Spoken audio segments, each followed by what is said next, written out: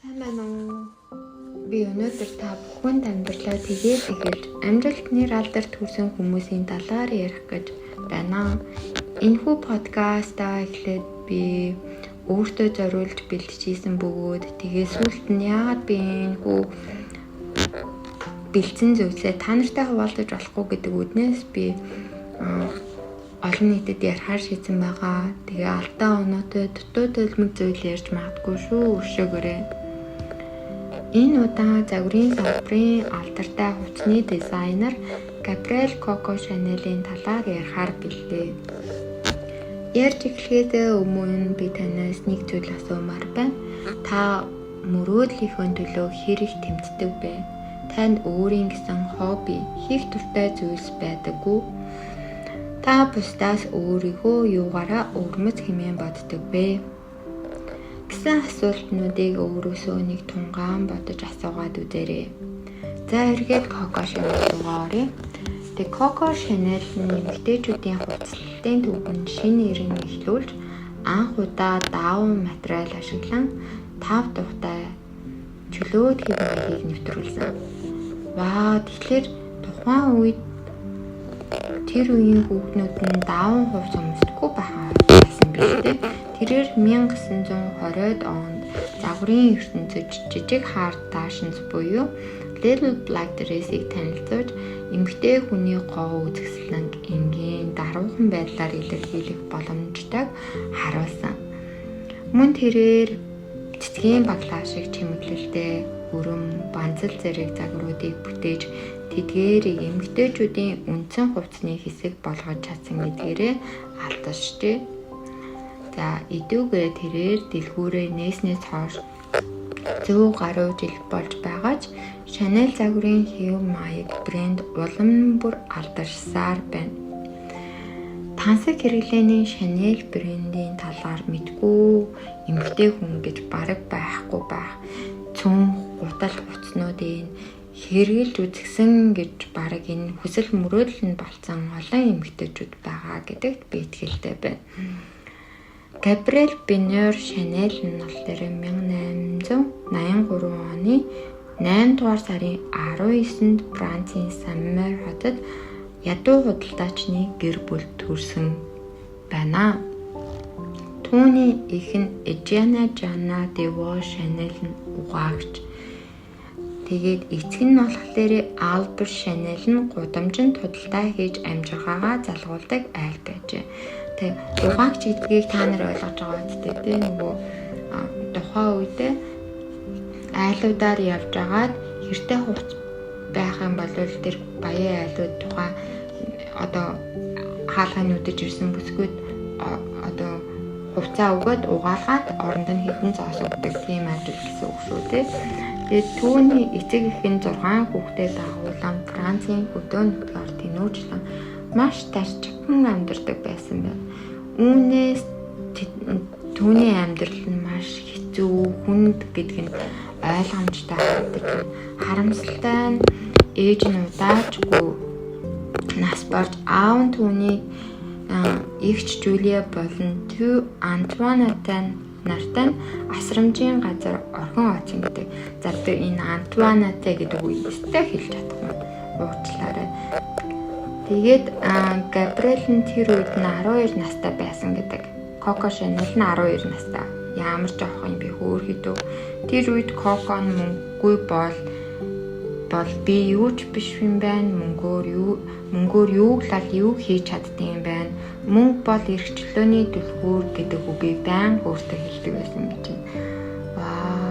12 настай хүүхэд тийм гүн тэгээ бодолтой байх гэж тий. Тэгээд тэрээр аавынхаа талаар дурсахдаа би аавыгаа ирэх болов гэж найдан бүтэн сайн өдөр болгоныг түүнийг хүлээн өнгөрүүлдэг байлаа. Гэвч тэрээр хэрэгзээж эргэж ирээгүй гэж хэлдэг. Мөн тэрээр цааш нь хаяа асрагч эгч намайг зодож бас үлсгдэг. Тих болохонд нь би аав минь хурдан ирэж намайг аваасай гэж чин сэтгэлээсээ хүссэн талаараа дурджээ. Эви өөрхөдөө. Тэг Coco нь 18 нас хүрээд Нотр Дамын шашны дотор байранд шилжсэн бөгөөд Энэ сургууль нь католик шашинтай огтод зориулсан төгсөх сургууль юм. Тэнд байхдаа католик германараас ойдол эсгүүр хийх талаар суралцсан. Вау! Яг өөрөө бол яг сурлагыг суралцаагүй тэр германаар нь одоо эмэгтэй хүнд амьдралд нь хэрэгтэй юм зааж өгье гэсэн үднээс заасан байх нь биш. Тэгээд түүний ирээдүйг өөрчлөх бас нэгэн эргэлт нь болохоор Нотр-Дамд сурч байхад нь нэгэн гэлмаа Коко тусалж түүнийг хувцсны дэлгүүрт ойдлчин худалдагчаар ажилд оруулсан гэж байна. Тэнд түүний дүү нь Антуанатай бас тэндээ ажиллах болсон юм. Вау! Антуанатай гэдэг үг ямар хэцүү үг. За тэрнээс авч дүүл гэж яриа тий. Тэгээ хасрамжийн газраас гарсны дараа тэр ойдлын үйлдвэрт ажиллаж мөн оройн цагаар дуудуулдаг байваа. Тэрээр Каббера клуб болон цайны газар дуулдаг байсан ба эдгээр газруудаар дуулж байхдаа хүмүүсээс Коко гэж нэрлэгдэх нэг хорчийг авсан гэж байна. Би нөгөө яг энэ сэдвийг хүнд одоо судалж байхдаа тэр Коко Шанелийн анх Кокогийн анх нөгөө яг яаж Коко гэдэг хорч авсан талаар нь судалсан гэсэн чинь тэр нэг Коко гэдэг нэртэй дуу байт юм лээ. Коко гэдэг нэг иймэрхүү айтай бидтэй яг яаж ойлгох юм бэ? Тэгээд тэр дуугаа дуулахдаа айгу Коко гэдэг жижиг яг ямар ч утгатай дуу юм бөө мэд. Тэгээд тэр Коко гэж байнга дуулдаг байсан нэг нохооны талаар ч юм уу. Тэгээд тэрнээсээ болоод Коко гэдэг хочтой болсон юм шиг байна. Тэгээд тэр Каббера клуб буюу оройн цагаар ингэж дуулж байхдаа Этен Басан гэсэн тийм баян офицертой танилцаад тэгээ түүнтэйгээ хамт амьдрах болсон гэдэг. Тэгээ тэгэж амьдарч байхдаа дээдсийн хүрээлэнд орсон нь түүний амьдралын бас нэгэн эргэлт байсан гэж хэлж болно. Гэхдээ Парисын дээдсийн хүрээлэнд орох нь Коко тиймж амар дардан зам байгаагүй. Тэгээ мэдээж хэрэгтэй тий одоо баг хизээж тийм гой сайхан үнэтэй зүйл хэрглэж үзээгүй. Яаж одоо жишээлбэл гой сайхан юм мэдэж үзээгүй. Тэр хүмүүсийн дунд үзэж үзээгүй. Яаж амьдралаа өнөөдөр би авч явах вэ гэдэг байсан хүн чинь гів гэнтхэн тийм баян чинэлэг хүмүүсийн хүрээлэлд орохлоор чинь хэл яриа бүх талаараа ойлголцохгүй болоод ирнэ. Тэгэхээр мэдээж хэрэг түүнд энэ нь амар байгаагүй нь лавтай. Тэгээд Коко нь өөрөө маш сэргэлэн ухаалаг эмэгтэй байсан учраас дээдсийн хүрээлэнд бие яаж авч нөгөө нэг бусад хүмүүс бие яаж авч явааг ажиглаж ямар хувцас хэрэглэдэг тэднээс маш хурцтай суралцаж мэдэж авсан. За би тэгжэл бодож байна үнэхээр хэрвээ одоо тэр тэдгээр хүмүүсийн одоо хэмжээнд хүртэл одоо өөрийнхөө биеийг авч явж чадахгүй бол мэдээж хэрэг одоо өөрийнхөө хүрээлэл тэдгээр хүмүүс Коког оруулахгүй нь лавтай. Тэгэхээр Коко энэ хугацаанд маш хурдан суралцаж тэр хүмүүс одоо бие яаж авч явж байна, ямар юм хэрэгэлдэг байна гэдгийг маш их хурдан суралцсан ухаалаг эмэгтэй байх нь шүү дээ, тий. Тэгээ Басан яг үнэндээ Коког дэргэд байлгадгийн учир нь Басан тэр үед яг тогтсон найз охинтой байгаагүй байсан нэг шалтгаантай юм байна. Тэгээ Коко одоо Юкимдээ нэг тийм нөөц одоо за би найз охингүй байгаа юм чи одоохондоо Коког хажуудаа байлгачих гэсэн үтнээс байлгацсан юм биш үү? Тэгээ Коко Басаны хажууд ямар ч мөнгөгүй бас өөрийн гэсэн 2 3 4 хүн хувцаа байнгын ээлж дараалан сольж өмсөж байснаа өөрийнхөө нөгөө маш энгийн хэв загвартай чанартай материалаар өөртөө хувцас хийж өмсөх болсон. Тэгээ Басан миний одоо судалснаар бол Басан тийм texture гэдэг одоо давуу материал тийм бас зардаг байсан юм бэлээ. Тэгэхээр тэр нь одоо тэдгээрээс одоо тэр зардаг зүйлсээс нь сонголт хийж авах өөртөө хувцас хийж өмсөх байсан юм байна. Тэгээ Коког тэр хувцаслтын загвар тухай үед дээдсийн хүрээлэнгийн хүүхнүүдийн дэгжин хит их цэцэг навч том эмэг зүйлгээд хитээдсэн загварлаг хувцснаас тун энгийн мөртлөө хэнцэр харагдулж байсан. Тэр Кокогийн хийсэн эдгээр хувцнууд нь мэдээч хэрэгжтэй тэр нэг аимшийн том бүрх малгай тэгэл баахан цэцэг навч том эмэг зүйлснээс нь бол арай л Коког бол арай л өөр л харагдаж штэ. Тэг Коко Шанель нь зөвхөн гадаад төрхөөрөө бус гэж байна. Харин дотоод өвөрмөц нарийн сэтггүй зан чанараараа ирчүүдийн сэтгэлийг татдаг байсан гэж байна. Тийм Коко бол нэг тийм одоо хүний нүдэнд харагдаллаг тийм том өмдөө одоо бидний одоо гоо сайхны үнлэмжэн штэ тийм ээ том юу шиг лээ пир шиг өгзөгтэй гэдэг лөө усан үзэмшигч өгзөгтэй ч гэдэг лөө тийм өгзөгтэй тийм бол амар байгаагүй. Гэхдээ өөрийн гэсэн өвөрмөц төрхтэй тэгээд дотоод сэтгэхгүй ингээ бусдаас шал өөр байсан нь ирчүүдийн сэтгэлийг татдаг байсан гэн. Тэрээр уламжлалт Холливуудын төрлийн нэг гоо бүсгүй биш хурц хазар илэрхий нүүд итгэл дүүрэн биеийн хилэмжээр анхаарал татдаг байсан гэж байна. Коко эдгээр загваруудын тухайн үеийн дээдсийн хүрээлэнд ихээхэн сайшигдсан учраас Коко тэдэнд зориулан малгай хийж өгдөг байжээ. Тэрээр хизээж гэрлээгүй гэхдээ маш нөлөө бүхий баян ирчүүдтэй харилцаатай байсан. Түүний хамгийн алдартай дурлалуудын нэг бол Артур Бой Кафнел гэдэг англи эрхтэй гинэ. Тэр л Шанелийн анхны дэлгүүрийг санхүүжүүлж амьдралд нь одоо маш гүн гүнзгий нөлөө үзүүлсэн эрхтэй хүмүүсийн нэг нь. Харамсалтай нь тэрээр машины автослоор нас барсан бөгөөд Шанель энэ явдлыг нашин туршдаа мартаж чадаагүй гэдэг. Тэгээ хамгийн чухал нь түүний загварын мэдрэмж, өөртөө итгэх итгэл нь түүнийг жинхэнэ утгаараа сэтгэл татан болгож байсан юм а. Хуучны зургууд нэг одоо зургуудыг нь харахад бусдын таашаал нийцүүлэх гэж хичээдэггүй.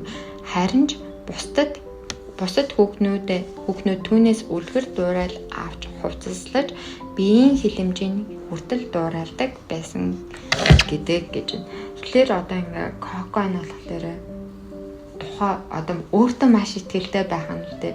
Хэдийгээр ядуу, дарчиг тухайн үед хэцүү нөхцөл байдал үүссэн ч гэсэндээ дээдсийн, динзааны тэр баячуудын хүрээлэлд өөртөө итгэлтэйгээр ингэж орж тэгээд бүр өөрийнхөө хийсэн тэр загварыг тэр бусад хүмүүст одоо гайхуулж би ийм хийчлээ шүү гэдэг одоо ингээд харуулж байсан гэж. Тэгээд тэдгээр одоо баян бусад баян чинэлэг хүүхнүүд нь Коког ингээд дуурайж яг тэрэн шиг хувцлахыг хүсдэг байсан гэж байна. Гайхалтай юм аа нэмэгтэй. Тэгээ 1910-аад онд Парис Шанель модс нэртэй малгайн дэлгүүрт нь одоо нэгцэн бөгөөд түүний анхны бизнес юм. Одоо Шанелийн хийц минималист загварууд нь Парисын элитүүдийн дунд маш их алдаршсан. Тэгээд 1913 онд Довил хотод 2 дахь дэлгүүрээ маш амжилттайгаар нээж уламжлалт эмэгтэй хувцасны хүнд загварыг эвдэн анхны одоо чөлөөт одоо тухайн үед болохоор корсет тэгэл дээрэс нь бариу дотороо маш олон давхар одоо эмэгтэйчүүдийн дотор хувц өмсдөг байсан болол түүнийг халаад харин ч бараг тий юунасаа өөр одоо левжигнээс өөр зүйл ингэж дотор нь өмсөхгүйгээр хувцалж болдог тийм эвтэйхэн загварыг одоо нээсэн бөгөөд хөвөн даван материалтай хувцсан тий цэвэр хөвөн даваараа хийсэн биенд маш эвтэйхэн тийм гоё хэнцэр харагддаг мөртлөө энгийн загварыг одоо нийтэд танилцуулж хэлсэн. Энэ тухайн үед маш шинэлэг бас чөлөөтэй байсан тул маш хурдан танигдаж эхэлсэн гэдэг. 1921 он тэрээр хамгийн алдартай бүтээгдэхүүн болох Chanel No. 5 гэх нөгөө сөрчгийг гаргасан гэдэг. Энэ бол анх удаа одоо тухайн үед ихтэй анх удагаа нэг хиймэл үнэртэй сүрчиг гаргасан анхны тохиол одоо анхны удаа байсан юм байна л да. Тэгээд үүнийхээ савлгааг болохоор энгийн дөвхөлжин шошхон хар цагаан өнгөтэй баг бүрэн миний хувьлаас загвартай хийсэн гэж байна. Би одоо боддоо шүү дээ. Миний хамгийн анхны сүрчиг баг жиний ээж аваароос хоол тэгээд анх авч исэн сүрчиг гэх юм бол Chanel 5 байдаг. Chanel 5-ийн тэр ногоон өнгөтэй сүрчиг байдаг. Яаж ч юм тухайн үед бүр үнэхээр бусад сүрчгүүдээс бүр үнэхээр гоё санагдаж байсан. Гэтэ одоо бол яг надаа Chanel-ийн тэр сүрчгүүд нэг гоё санагдах болсон. Нэг тийм хуурцсан юм шиг санагдаад байдаг. Одоо бол би тийм гоё жимсний үнэртэй ч юм уу, цэцэгний үнэртэй ч юм уу, намуухан тийм үнэрэнд илүү өдөртөө болсон. За эргээд Chanel руугаа оръё. 1926 он Chanel-ийн алдарт Little Black Dress-ийг нөгөө Vogue гэж сэтгүүлээд штэ хамгийн алдартай. Тэр сэтгүүлд анх танилцуулсан бөгөөд энэ ямар ч насны ямар ч тохиолдолд өмсөх боломжтой классик загвар болж хуурсан гэж байна. Мөн тэрээр Chanel костюмыг бүтээж, Chanel костюм гэж мэдээж тэ нөгөө захгүй юм дугуй захтай. Тэгээ яг юм унж зах нь гарч ирдэггүй тийм Chanel-ийн нэг юм хөөрхөн костюмнууд идэг штэ эмэгтэйчүүдийн тэрийг одоо бүтээсэн байна. Тэгээ эмэгтэйчүүдийг корсетгүй, шулуун, тав тухтай гэхдээ дэгжин хувцлах боломжийг нээсэн. Мөн түүний костюмын шулуун хантаад А хэлбэртэй юбэг байдаг бөгөөд алдарт твид давуугаар хийдэг байваа.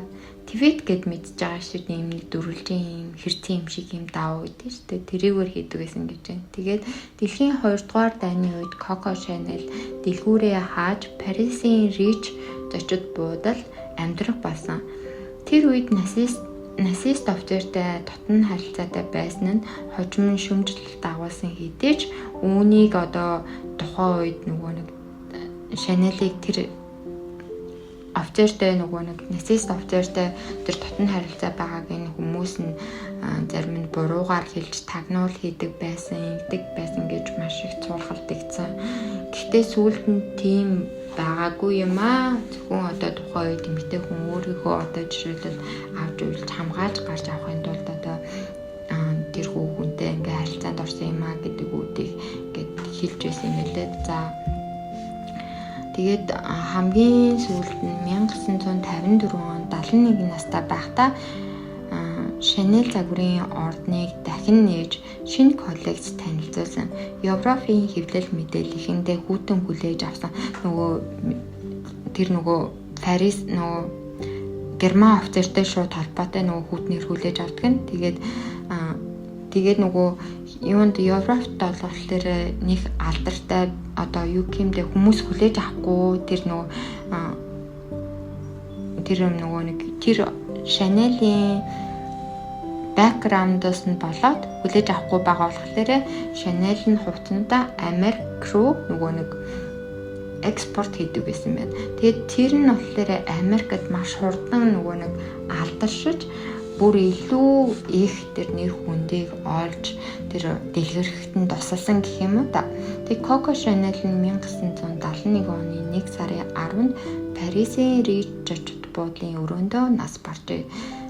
Тэрээр нас барах өдөр ч гэсэндээ ажиллаж байсан гэдэг гэж байна.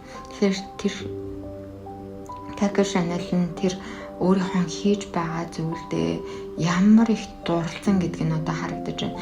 Үүнээс харахад бидний одоо жишээлбэл олж авсан ажил мэргэжил хийж байгаа зүйлс нь заавал бидэнд одоо эхлээд бид нэр дуртай байх албатай биш. Хийгээд түүнийгээ одоо бусдад таниулаад өөрийнхөө дэлгүүрийг нэгээд амжилттай өөрийнхөө тэр хийж байгаа зүйлийг бүтээлээ хүмүүс танилцуулаад ирэхэд өөрт нь тийм гоё мэдрэмж их үүсэж байна. Түүнээсээ тэр урам зориг авч тэгээд тэр нь бүр илүү алдаршдаг байх нь. Гэхдээ бас нэг зүйлийг хэлье. Одоо бидний одоо хийж байгаа хоббигоороо хүн амжилтанд хүрч эсвэл хийж байгаа дуртай ажлаараа явах юм бол хүн илүү их амжилтанд хүрдэг гэсэн тийм судалгаа байдаг тийм. Гэхдээ хийж байгаа зүйл болгон чинь амжилтанд хүрэхгүй байж бас болно.